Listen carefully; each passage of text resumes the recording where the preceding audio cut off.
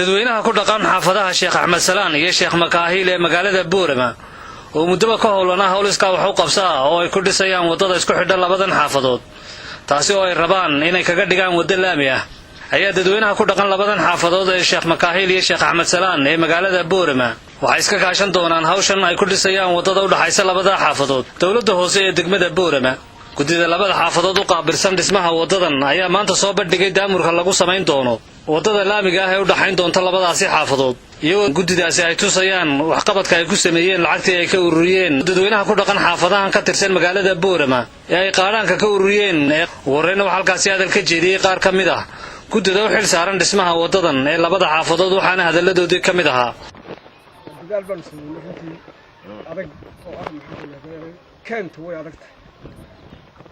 marka dadkii waxa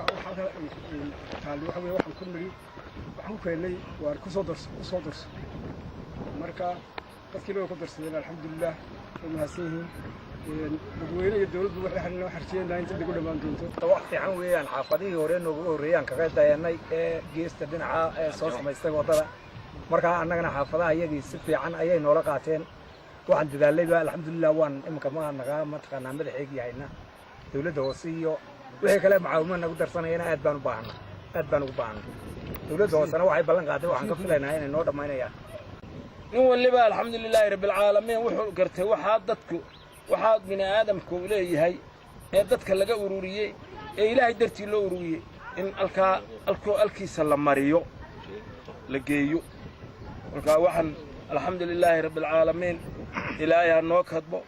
kuwa iyo kuwa ka sii badan sidaan u aragnay dalkayaga sidaan u aragnay dadka jooga waxaan u aragnay inaanan maanta dibad u baahnayn wixii ilaahay nooga keenay sadaqada maaha inaan wax qabsan karo inaan dadaali karo inaan isku tashan karo inaan dalkayaga noolay dadkayaga iyo dalkaba inaan noolayn karo yaan ilaahay xaqiisiyaan garanay maanta guul laga mariyo wixii dadka yani xaggooda laga sugayay aan diyaarnay waxaan maanta beersantii alxamdulillah ilaahay baan ugu mahadnaqaynaa 120 fastoo daamir ah waxaan xalay noo suurtagalay inaan iibsano wixii kale xagga bulshada laga baahnaana waxaan waa inoo dhow yihiin waxaan la garajinaa dawladda sanadka iyaduna waxay ka qaato diin la taala sidoo kale waxa halkaasi hadal ka jeediyay qaar ka mid ah dadweynaha degan xaafadaha Sheekh Makaahil iyo Sheekh Axmed Salaan ee magaalada Boorama waxaana ka mid ah hadaladoodii maanta farxad weyn bay noo tahay tiyo hawshii muddada dheer aan ku jirnay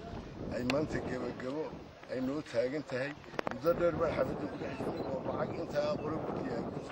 ay ka raadinaysay sidii ay federaysi ugu sameyn lahayd guud ahaan lacagtii xaafadda laga raadinayay waa la wada helay inteedii badnayd 90%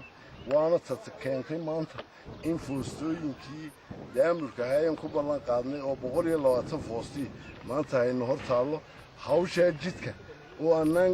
xaafaduna ayna gaar ku ahayn ayna nagula jirtay dawladda hoose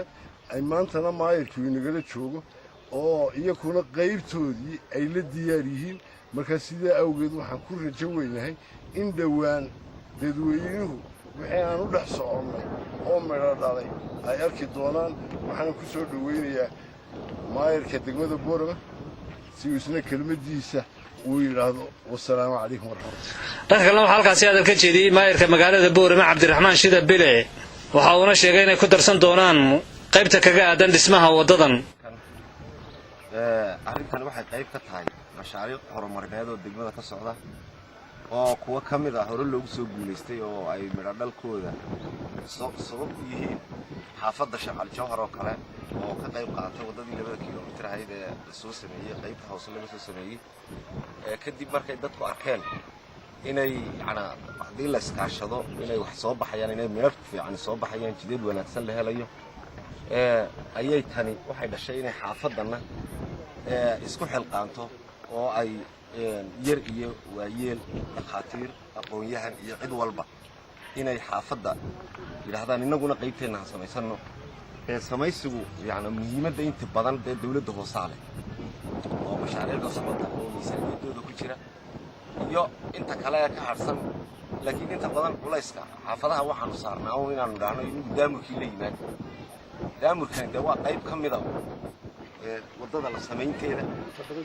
boqolkiiba 20 baa laga yaabaa hadday ugu badato inay noqoto marka weliba ay lacag kale daamurkan ku daraan oo shaqooyinka kala socda ay ku daraan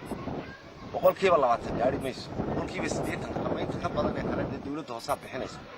laakiin awalba may jirin in boqolkiiba 1 ama boqolkiiba 2 shaqal jawar ka horday inay boqolkiiba 20 ama in ka badan ay xaafaduhu gaarsiiyaan si kastaba ha ahaatee maaha markii ugu horreeyey xaafado ka tirsan magaalada Boorama